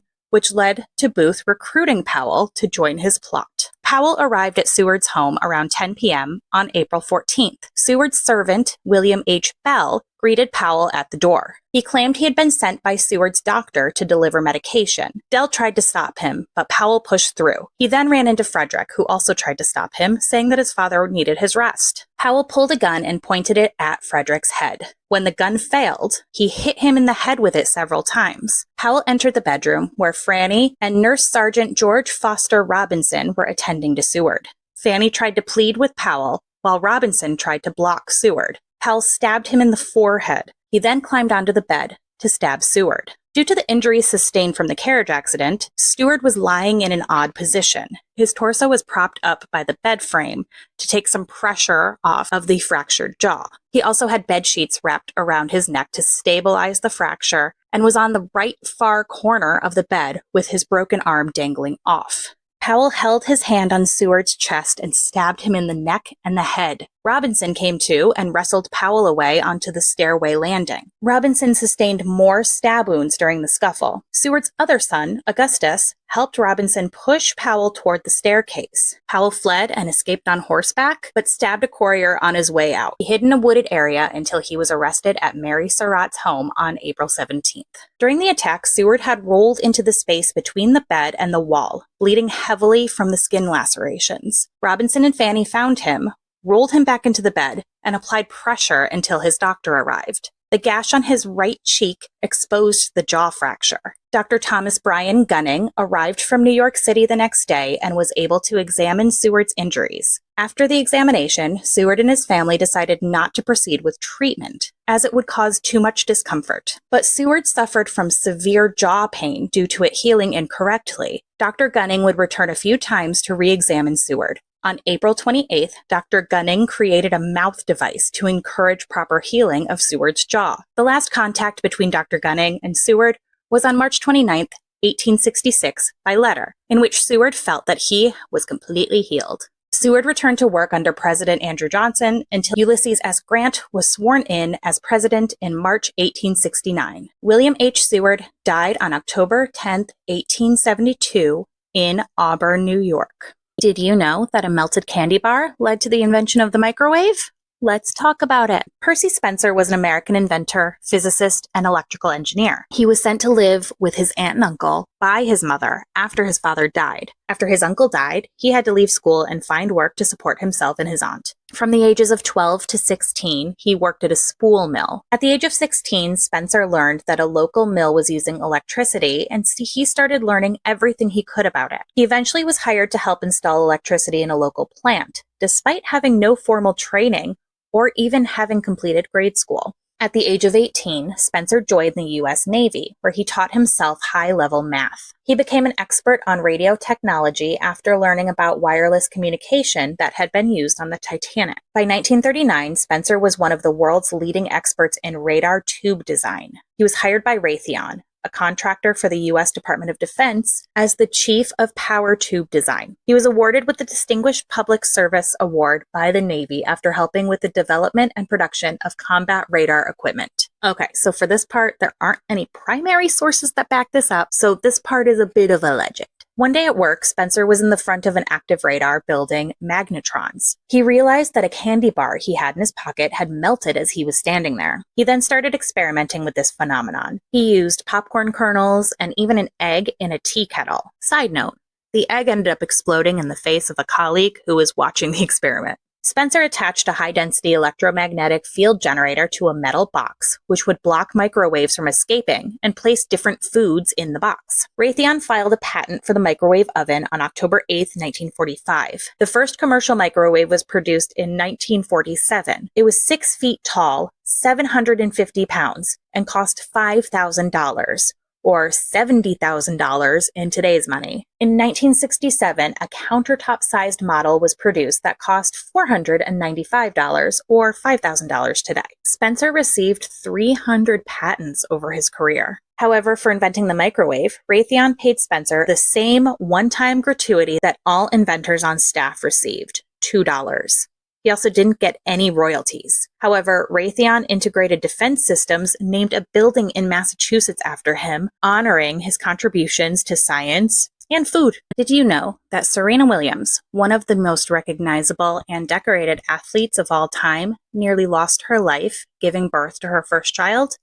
Let's talk about it. It's important to frame this one with the fact that Black women are 3 times more likely to die during childbirth than white women, and most of these deaths are deemed preventable. Serena Williams is a former professional tennis player who has won an absolutely insane amount of titles and is regarded as the best tennis player of all time. Because of playing tennis her entire life and being injured in about every possible way, it is safe to say that Serena Williams knows her body. Serena and her husband, Reddit co-founder Alexis Ohanian, went to the hospital on August 31st, 2017 for Serena's induction. She had taken every class the hospital offered to prepare herself for labor and delivery. Her contractions were regular and she leaned into the challenge. She didn't get an epidural, and she used the learned breathing techniques from the classes. Things were moving along as expected. The next morning, things started to get concerning. With each contraction, the baby's heart rate would drop. Each time, the nurse would have Serena roll to her side until the heart rate stabilized. This happened over and over. She still hadn't had an epidural but began considering one. What Serena didn't know was that Alexis and a group of doctors were meeting outside of her room. Her OBGYN came into the room and told her it was time for a C-section. Serena appreciated the decisiveness of the doctor. She says that if she had been given the option, she'd continue laboring. She said this is another lesson she's learned being an athlete. You have to know when it's time to surrender control. Baby Olympia was born on September 1st, 2017. Serena and the baby slept together in the hospital room that night with Alexis. Her legs were still numb, so she was unable to get out of the bed, but was thrilled to be with her baby. But that night, she started passing out. Back in 2010, Serena had been diagnosed with blood clots in her lungs, and she was at a high risk from them recurring. Immediately, she asked if they would start a heparin drip, which is a blood thinner, but the doctors brushed her off. They didn't think she needed that, and they were worried that her C-section would bleed if on blood thinners. Serena was in excruciating pain and unable to move, and then she started to cough. A nurse warned her that coughing would cause her stitches to burst, but she couldn't stop. The coughing caused sharp pains through her incision, and she wasn't able to get enough air. She placed a rolled towel over her incision because she couldn't stop coughing. She did burst her stitches and have to have a second surgery to get the incision repaired. Once it seemed Serena was stable, Alexis tried to run home so he could get some food and take a shower. This started a cycle of every time he'd try to leave just to run home, she'd end up being brought back in for another surgery. Serena was certain she was dying. Serena continued to insist that she needed a CAT scan of her lungs and a heparin drip. When she said the wrong name for the dye used in a CAT scan, she was dismissed and told that she needed to get more rest. Serena kept fighting, and the nurse finally called the doctor, who checked Serena's lungs. They discovered a blood clot in her lungs, a hematoma, and more clots in her abdomen, and an embolism, which was the cause of the coughing. Serena had been right the entire time. Serena went in for a third surgery, where she learned that elite athletes often have larger veins than usual, so the filter doctors needed to insert into her vein to break up the clot was too small. She had to go in for a fourth surgery, and Alexis just decided at that point just to take a shower at the hospital room. So every time he'd leave, something would happen to Serena. He'd become too scared to leave her side. Serena's OBGYN was wonderful and attentive, but the hospital doctor who was supposed to be checking in on her had only stopped in to see her once. A week later, Serena and Olympia were released from the hospital. Once home, she wasn't even strong enough to walk down her driveway to get to the house. During her recovery, she wasn't able to breastfeed much. But despite it all, Serena's bond with Olympia has been incredibly strong. On October 15th, 2024, Serena gave birth to the couple's second child, Adira Rose. The labor and delivery went very well. Did you know actor Isla Fisher nearly drowned performing a magic trick? Let's talk about it. Now You See Me is a 2013 heist movie about a team of illusionists who use stage magic to commit robberies. Isla Fisher starred as escapologist Henley Reeves. Isla's introduction in the movie is a scene where her character performs an escape act involving escaping from a large tank of water, fully submerged, while her hands and feet were cuffed. The trick was planned down to the smallest detail, with one exception. Production didn't establish a way for Isla to communicate that she needed help. Isla's handcuffs had a magnetic release, but the chains on her feet got stuck on part of the tank. Because her character was supposed to be faking panic as part of the act, nobody knew that Isla was actually in trouble. She later said, quote, "Everyone just thought I was doing fabulous acting. They thought I was being Meryl Streep in that tank." Eventually, a stunt coordinator realized what was going on and pulled the quick release on the tank, which rapidly emptied water. The moment made the final cut of the film. Isla did not return for the second installment of Now You See Me, not because of her near death, but because she was pregnant. She can be seen in Now You See Me 3, coming out in November 2025. Did you know that a collision that occurred with one of the Titanic's sister ships could have had a hand in the sinking of the ocean liner? Let's talk about it. On September 20th, 1911, the RMS Olympic was rammed by the Navy cruiser HMS Hawke. The cruiser went 8 feet into the hull of the Olympic, causing a 40-foot gash below the waterline, flooding 2 compartments of the ship. The starboard propeller shaft was also twisted. The Olympic was the largest ocean liner in service at the time and was on its fifth voyage when struck.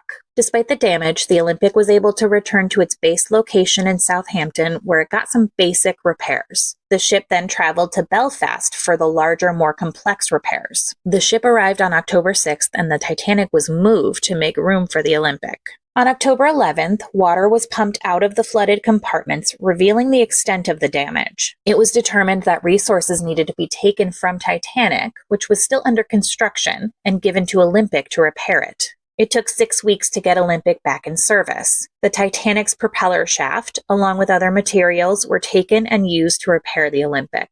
It was determined that the size of Olympic created suction from water displacement that pulled the HMS Hawke. The ship and the cruiser had been running parallel, and the water displacement occurred when Olympic turned starboard. The Hawke was designed to sink ships by ramming them, which resulted in the Hawke actually almost capsizing due to the size of Olympic. The Royal Navy blamed the incident on Olympic. A legal inquiry was launched to determine blame.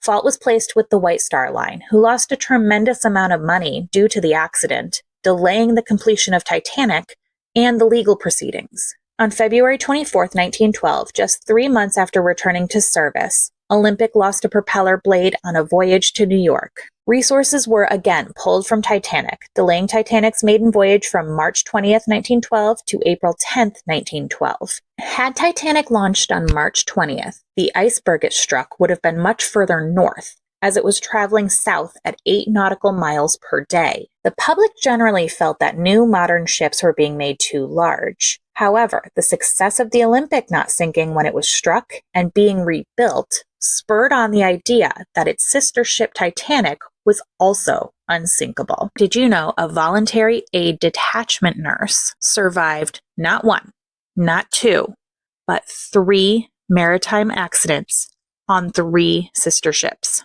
Let's talk about it. Violet Jessup was born on October 2nd, 1887 in Argentina. She was the first of 9 children to Irish immigrants. As a child, she became ill with what is believed to be tuberculosis, but she survived despite her doctor's predictions that she would not. At age 16, Violet's father had died.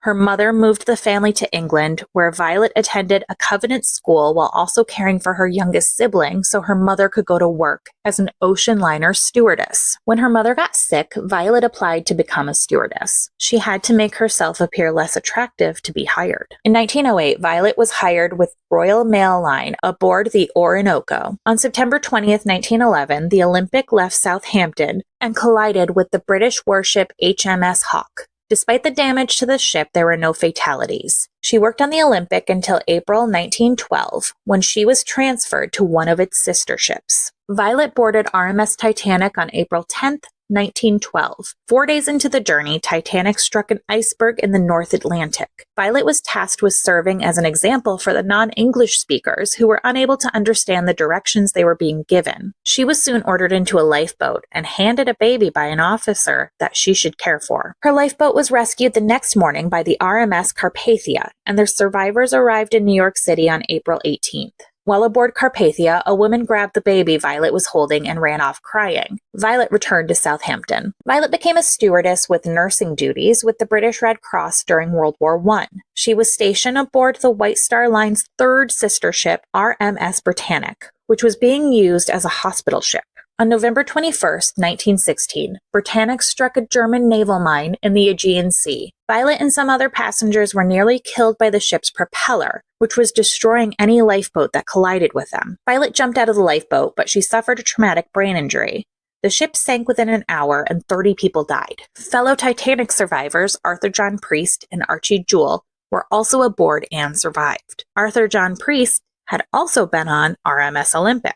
Violet continued to work on ocean liners after the sinking of Britannic from 1920 until her retirement. She married when she was 36, but divorced around a year later. In 1950, she retired to Great Ashfield, Suffolk. She died of congestive heart failure in 1971. She was 83 years old. Did you know that in addition to Violet Jessup, another person survived the 3 sister ships sinking, plus one more? Let's talk about it. Arthur John Priest was an English stoker, who is a person who tends to the fire for a boiler. usually involving shoveling coal. During his time working aboard ships, he survived 4 ship sinkings and 2 major ship collisions. He continued his career at sea despite the many near misses, as he and his wife, Elizabeth, had 12 children to support. In 1908, Arthur was aboard the RMS Asturias on its maiden voyage. At some point, the Royal Mail Steam Packet Company ship struck an underwater object. Its hull was gashed and the ship ran aground. Passengers and crew were safely evacuated, and the ship would be salvaged and continue its service until 1933. Arthur next began working aboard the RMS Olympic and was on board when the liner collided with the cruiser HMS Hawke in 1911. Arthur was then transferred to the RMS Titanic in 1912. He was able to escape in Lifeboat 15, which held most of the crew members who managed to escape the sinking ship. His name became known more after this disaster. Arthur's next job was on the RMS Alcantara. World War I had broken out, and men were needed now more than ever to work the boilers on ships. RMS Alcantara had been converted to an armed merchant cruiser. In 1916, the ship collided with a German armed merchant cruiser, SS Greif. In less than an hour, the ship's engines flooded. 30 minutes later, the ship completely sank. British ships arrived and rescued survivors, including Arthur, while firing on the Germans. Arthur then began working on the Britannic, which had been commissioned as a hospital ship. On its 4th voyage, the ship hit a German naval mine and sank in less than an hour. Arthur finally moved to the SS Dungal in 1917. This was a non-combat hospital ship used to ferry wounded troops back to France and England. The hospital ship was torpedoed by a German U-boat during a run with the wounded and sank in the English Canal. After 20 years of working aboard ships, Arthur finally retired. He was awarded with the Mercantile Marine Ribbon for his service during the war. He lived for 20 more years and passed away from pneumonia. At the time of his retirement, fellow stokers were a bit worried about working with Arthur, who earned the nickname the Unsinkable Stoker. Did you know that Winston Churchill almost died when he stepped into traffic without looking? Let's talk about it. On December 13, 1931, future Prime Minister of the United Kingdom, Winston Churchill, was in New York City on a lecture tour after the 1929 stock market crash, which had a heavy impact on his own finances. Around 10:30 p.m. that night, Churchill was in a cab trying to remember the address of a financier he was meeting named Bernard Baruch. He had the cab driver stop in the middle of Fifth Avenue, which was a two-way street at the time, between 76th and 77th Streets, and exited the vehicles. Forgetting that cars travel on the right side of the road in the United States, Churchill looked to his left and began crossing Fifth Avenue. Edward F. Cansano, a mechanic from Yonkers, accidentally hit Churchill. Churchill was admitted to Lenox Hill Hospital with a scalp wound and 2 cracked ribs. Churchill never once blamed Cansano, telling authorities that the accident was his fault and not the driver's. Despite this, Cansano felt terrible about the accident and called the hospital numerous times to check in on Churchill.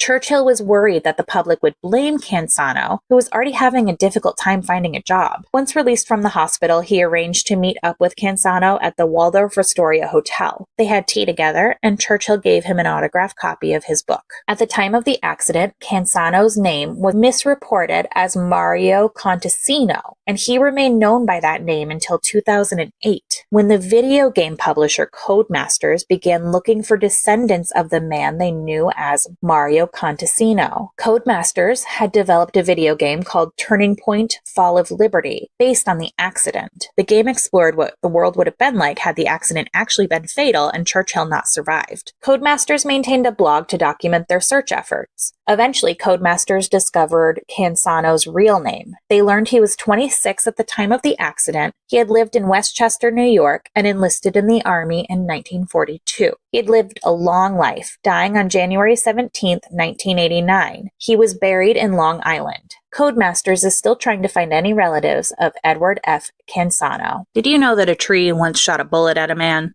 Let's talk about it. This one is 99.9% untrue, but the urban legend has endured for generations. Before getting into the story, let's talk about why this story serves as a tall tale. First, there's been no discovery of any confirmed evidence. No newspaper reports and spotty record keeping don't actually confirm the story. The story actually gained popularity through Ripley's Believe It or Not, which began in the 1910s. The chain of events are highly improbable, but the physics don't make it impossible. The shifting dates of the retelling of events also suggest that this is a tale that has been handed down, not one that happened. In Honey Grove, Texas, in 1883, or 1893, or 1905, Henry Ziegland ended his romantic relationship with Maisie Titchener. Left jilted, Maisie took her own life. Her unnamed brother sought vengeance against Ziegland. He grabbed a gun and took to finding Ziegland. Upon discovering him, the brother fired at Ziegland, who collapsed. The brother, believing Ziegland was dead, then turned the gun on himself. But the bullet only grazed Ziegland's face and embedded into a large tree. 20-ish years later, in 1903, or 1919, or 1925,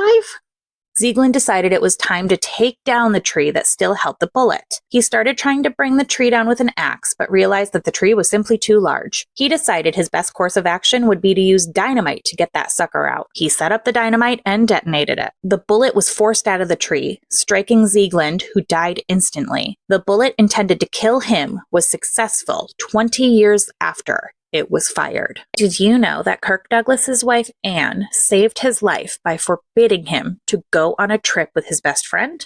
Let's talk about it.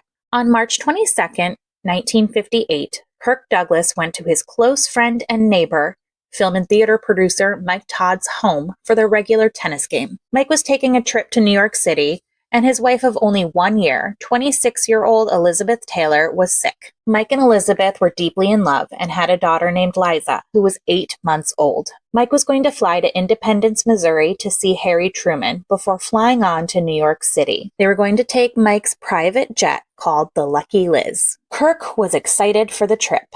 Anne Douglas was 6 months pregnant with the couple's son, Eric. She knew he was traveling quite a bit soon to promote a movie and to begin shooting another. She was worried about him being gone so much, but more than that, she had a terrible feeling about Kirk flying on the private plane. From Kirk and Anne Douglas's book, Kurt and Anne, Letters of Love, Laughter, and a Lifetime in Hollywood, Anne said, quote, "I don't know what came over me, but I had a strange feeling. Absolutely not, Kirk. I don't want you on that plane.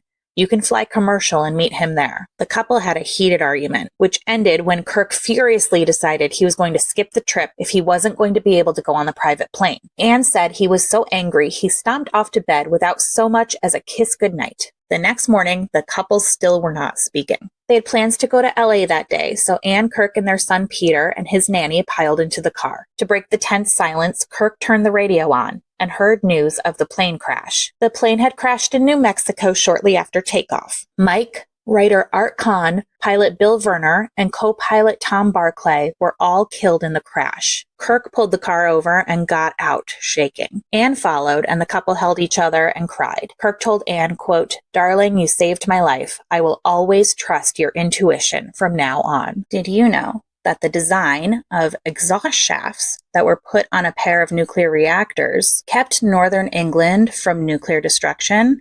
Let's talk about it. On October 10th, 1957, in Cumbria, England, the Windscale nuclear site, now known as Sellafield, experienced the worst nuclear incident in the UK's history when a fire was discovered in Reactor 1. Uranium fuel cells ignited and the heat hit 1,300 degrees Celsius, or 2,380 degrees Fahrenheit. Workers battled the blaze to keep the entire facility from exploding, even enlisting patrons of the nearby movie theater to volunteer to assist. Because of the high level of radiation, people could only be near the reactor for a few hours at the very most. Scaffolding pipes were used to push burning fuel rods out of the reactor. When water failed to extinguish the blaze, the air had to be closed off to the reactor room. The fire burned for 3 days, releasing radioactive material that spread across the UK and parts of Europe. The Windscale nuclear site was constructed in response to the Cold War nuclear arms race. The UK pledged to produce weapons-grade plutonium at a rate that would allow the country to keep up with its ally, the United States. Director of the Atomic Research Establishment, Sir John Cockcroft, insisted to building engineers that filters be installed atop the towers of the site He knew a fire breaking out was highly probable, and filters would be the only way of stopping radioactive dust from escaping. The last-minute additions were criticized by building engineers who felt that Sir John was getting involved in the project in a way that was outside of his own expertise. They thought that the filters were pointless and too expensive. The filters had to be placed at the top of the chimneys instead of the bottom because they were added so much later in the process of the project. The added filters were nicknamed Cockcroft's Follies. The filters proved anything but a folly. In fact, they likely minimized around 95% of the radioactive dust that would have been released. Even still, approximately 240 cases of cancer were linked to the leaked material, and all milk produced within 310 square miles of the site had to be destroyed for a full month after the fire. The decision, however, prevented more cancer cases in small children, who would be primarily drinking the tainted milk. Sellafield closed in 2003, and work to decommission the site began in 2005. The decommission project is slated to be completed by 2125 and is estimated to cost £136 billion. Progress is slow as workers have to wait for radiation levels to decrease at every step. Sir John Cockcroft went on to win the Nobel Prize. Did you know that the United States and the United Kingdoms almost went to war over a pig? Let's talk about it. In 1859, a confrontation between the US and UK occurred on San Juan Island between Vancouver Island, or Canada today, and the Washington Territory, Washington State today. The skirmish is referred to as a war, despite there being no human casualties. In 1846, the United States and the United Kingdom had maps that showed unclear borders in the southeastern coast of Vancouver Island and the Gulf Islands. To attempt to resolve the boundary dispute, the Oregon Treaty was signed on June 15, 1846. There left some ambiguity about which of two straits the boundary line had actually been drawn, either the Haro Strait on the west side of San Juan Islands or the Rosario Strait on the east side. In 1856, the US and the UK created a boundary commission to attempt to resolve the border issue. In 1857, British and American representatives met several times, with no consensus being found on the water boundary. Both claimed sovereignty over the San Juan Islands, with Britain's Hudson Bay Company establishing operations, which included a sheep ranch. Despite this, in mid-1859, 25 to 29 American settlers arrived to the important military location. 13 years after the Oregon Treaty, a Kentucky farmer named Lyman Cutler found a pig on his farm. Cutler had moved to the San Juan Island, claiming his rights under the Donation Land Claim Act. This wasn't the first time a pig wandered onto his property and caused some damage, so Cutler killed the animal. The pig was owned by Irishman Charles Griffin, who worked the sheep ranch for the Hudson Bay Company. He owned pigs and allowed them to roam freely. Cutler offered Griffin $10, or $350 today, to compensate him for the pig. Griffin replied with a demand for $100, or $3,500 today. Cutler decided not to pay anything, as the pig was trespassing. He said, quote, "It was eating my potatoes," and, quote, "It was up to you to keep your potatoes out of my pig." British authorities were alerted and threatened to arrest Cutler. The other American settlers called for military protection from the U.S. Army. The UK sent Royal Navy warships, with the U.S. following, dispatching soldiers to prevent the ships from landing. As the situation continued escalating, more troops and more weapons were dispatched. Governor of the colony of Vancouver Island, James Douglas, ordered American troops to dislodge in order to avoid armed conflict. Captain Geoffrey Hornby refused until British Rear Admiral James L. Baines arrived, who agreed that he wasn't interested in escalating things further, quote, over a squabble about a pig. The public from the US and the UK were shocked about the news of the near war. The US Army's General-in-Chief, Winfield Scott, was sent to negotiate with Douglas. Both sides agreed to reduce their military occupations. On November 25, 1872, the British withdrew completely, and in July 1874, the U.S. also withdrew. Today, the Union Jack flies above the former British Royal Marines campsite. The U.S. National Park Service Rangers raise and lower it each day. Did you know that a thick speech in the pocket of Theodore Roosevelt's jacket saved his life? Let's talk about it. In 1912, Theodore Roosevelt was campaigning for the President of the United States. He was campaigning against current President William H. Taft and Woodrow Wilson. On October 14th, Roosevelt was in Milwaukee, Wisconsin for a campaign stop. News had circulated that Roosevelt was at the Gilpatrick Hotel before going to the Milwaukee Auditorium to give a speech. Former saloon keeper John Schrank had followed Roosevelt along his campaign trail, beginning in New Orleans. In Louisiana, Schrank had a dream that William McKinley's ghost came to him and told him to avenge his death while pointing to a picture of Theodore Roosevelt. As he was making his way to the auditorium, Roosevelt stopped and waved to the gathered crowd. A shot rang out and Roosevelt was struck. The bullet ended up in Roosevelt's chest, but had gone through his steel glasses case, as well as a single folded 50-page speech entitled, quote, "Progressive Cause Greater Than Any Individual." Albert E. Martin, one of Roosevelt's secretaries and an ex-football player, tackled Schrank and got the gun. As the crowd demanded that Schrank be immediately executed, Roosevelt's voice boomed, silencing the crowd. Schrank had been caught immediately, but Roosevelt told the crowd not to lynch him and to let the police take him. Roosevelt knew he was safe because he wasn't coughing up blood, as he had experience in anatomy and hunting. The bullet didn't make it to his lung. He was injured, but all right. He called over the police to bring Schrank to him. He put his hands on the attempted assassin's head to get a good look at him. He asked Schrank why he had done this. Schrank did not respond. Roosevelt said, quote, "You poor creature," and had the police take him away, but make sure he was safe. In a bloodstained shirt, Roosevelt rose to give his speech. To the crowd, he said, quote, "Friends, I shall ask you to be as quiet as possible. I don't know whether you fully understand that I have just been shot, but it takes more than that to kill a bull moose." After the speech, Roosevelt finally agreed to go to the hospital. The bullet was lodged in his chest muscle. Doctors determined that it was safer to leave the bullet there instead of removing it. The bullet stayed in his body for the rest of his life. Roosevelt spent 2 weeks recovering. President William H. Taft and nominee Woodrow Wilson even suspended their campaigns while Roosevelt recovered. Schrank first pleaded guilty to attempted murder. However, the judge declined his plea as he didn't trust Schrank's sanity. The case was brought to trial and Schrank was found not guilty by reason of insanity. He was sentenced to be committed indefinitely. He remained in Central State Hospital for the criminally insane until his death 29 years later on September 15, 1943. He died of bronchial pneumonia and his body was donated to Marquette University Medical School. Roosevelt did not believe that Schrank was insane. He believed that the attack was planned as Schrank followed him across the country. He believed that Schrank knew he was less likely to be lynched in the North rather than the South. On the 100th anniversary of the assassination attempt, Sunday, October 14th, 2012, historic Milwaukee Inc. held a reenactment of the attempt. Did you know that the German general assigned to defend Normandy from Allied troops helped bring about their victory because of his wife's birthday?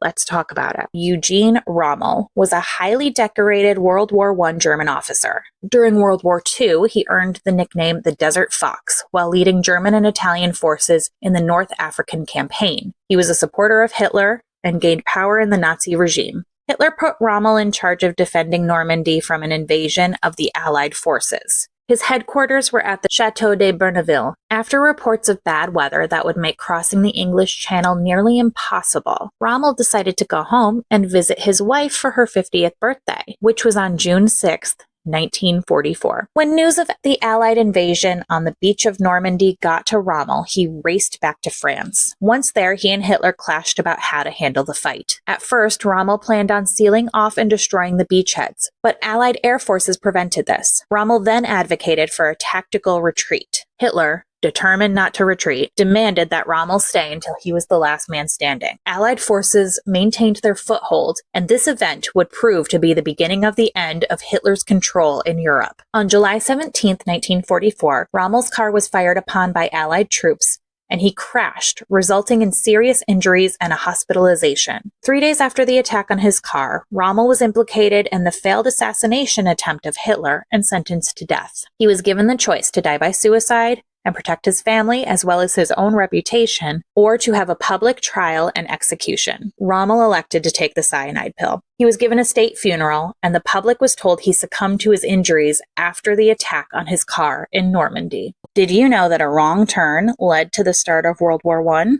Let's talk about it. Please forgive me for pronunciation. I'm doing my best. In the summer of 1914, the balance of power in Europe was precarious, to say the least, and the diplomatic visit to Bosnia by the Austro-Hungarian heir to the throne, Archduke Franz Ferdinand, and his wife Sophie Chotek, could tip that balance either way. The Archduke and Sophie were in the capital of Bosnia, Sarajevo. The Archduke was serving as the Inspector General of the Austro-Hungarian army, who were holding military exercises that summer in the capital. This was a warning to Serbia to end its expansion plans. June 28th was an important day in Serbia. It was St. Vitus Day, the anniversary of the Serbian defeat by Ottoman forces in Kosovo in 1389. The Archduke's visit on this date would be seen by Serbian nationalists as a great insult. That morning, 7 Bosnian Serb members of the separatist group Young Bosnia, with the help from the Serbian nationalist group, the Black Hand, placed themselves along the path of the Archduke's motorcade. They armed themselves with revolvers, explosives, and cyanide. They would rather die than be arrested. The Archduke and his wife would be riding in an open car, and not many security precautions were being taken. As the motorcade drove along a major street through the center of Sarajevo, Nedeljko Kabrinovic threw a bomb toward the car. The driver of the car sped up, dodging the bomb, which then hit the vehicle behind them. Several people were injured. Kabrinovic took the cyanide and then threw himself into a nearby river. The poison failed, and he survived the fall into the shallow river and was arrested. After the failed assassination attempt, it was suggested that the Archduke call off the rest of the visit. The Archduke angrily declined, insisting on continuing with the visit. Next, he was taken to a city hall, where he was to give a speech following the mayor. Sophie was forced to step in and calm her husband down, as he was so angry he kept interrupting the mayor. After the speech, the Archduke wanted to stop at the hospital and visit those who had been injured that morning. It was decided that the itinerary change would include a change in route to leave the city. The drivers, however, both missed this change. They were both Czech, and the discussion to change the route was discussed in German. It didn't occur to anyone to translate for the drivers. The cars took off following the original route. 19-year-old Gavrilo Princip, again, I'm really sorry, was stationed on the route waiting for the motorcade. Side note, the story that he stopped for a sandwich before the assassination is likely untrue, but it does make me laugh. The governor of Bosnia, General Oskar Podgoric, was in the car with the Archduke and his wife. He yelled to the driver that he had made a wrong turn. The driver slowed to turn the car around right in front of Princip. Princip fired 2 shots, striking and killing the Archduke and Sophie. Princip and his conspirators were arrested quickly. He was sentenced to 20 years imprisonment. Because of his young age, he avoided being executed. In 1918, he died of tuberculosis in a prison that would later become a Nazi concentration camp during World War II. On July 28th, 1914, 1 month after the assassination, Austria-Hungary officially declared war on Serbia. The assassination of the Archduke Franz Ferdinand tipped the delicate power balance in Europe, beginning World War I. Did you know that author Jon Krakauer nearly died on Mount Everest? Let's talk about it. Author, journalist, and experienced mountaineer Jon Krakauer had been climbing for 20 years before attempting to climb Mount Everest. He was invited to join an expedition in May 1996. Krakauer was with the team Adventure Consultants, with guide Rob Hall serving as leader. Hall managed to acquire Krakauer before he joined the other expedition, Mountain Madness. Krakauer was working for the magazine Outside, and Hall made a deal with the magazine to exchange advertising space for a story about commercial expeditions to Everest. Part of the arrangement was that Hall would pay Krakauer's expedition fee instead of Outside covering it. 2 other expeditions were attempting the climb at the same time. There was a Taiwanese expedition and the Indo-Tibetan Border Police expedition. One member from the Taiwanese expedition died on May 9th, the day before the blizzard was due to fall. On May 10th, 1996, the Adventure Consultants prepared to attempt the climb to the summit. Members of the other expeditions were there at the same time. The ropes for the summit attempt had not been set in time for the climbers' arrival, which cost the climbers an hour of time. After this, there were no fixed lines placed at Hillary Step, costing another hour. Causing more of a delay was that there were 33 climbers attempting the summit via South Col and Southeast Ridge at the same time. Now there were fears about running out of supplemental oxygen because of all the delays. At 3 p.m., the snow began falling and the light began fading. Teams were ordered to begin descending to make it to Camp 4. Visibility reduced rapidly, and climbers began losing consciousness and strength, and some even got lost during the blizzard. The intense blizzard cleared around midnight on May 11th. Climbers were suffering from severe hypothermia and frostbite.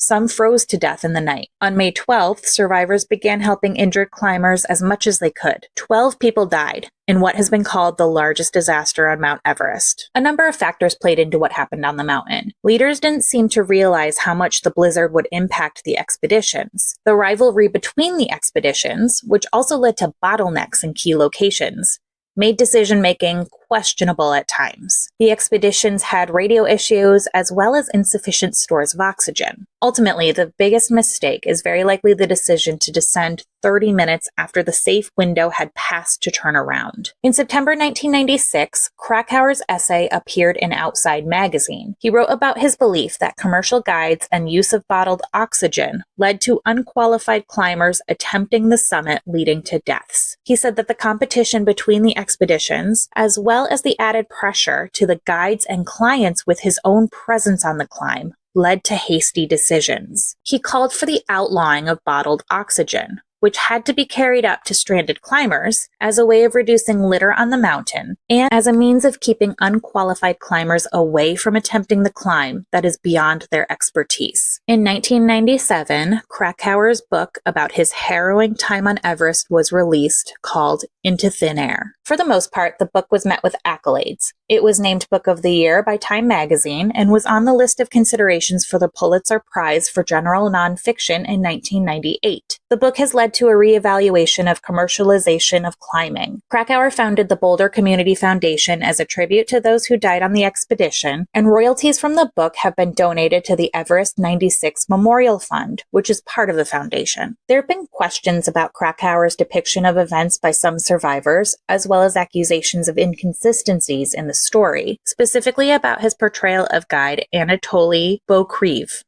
And John Krakauer did manage to reach the summit of Mount Everest. Did you know that Elizabeth Taylor required an emergency tracheotomy after a near-fatal bout of pneumonia?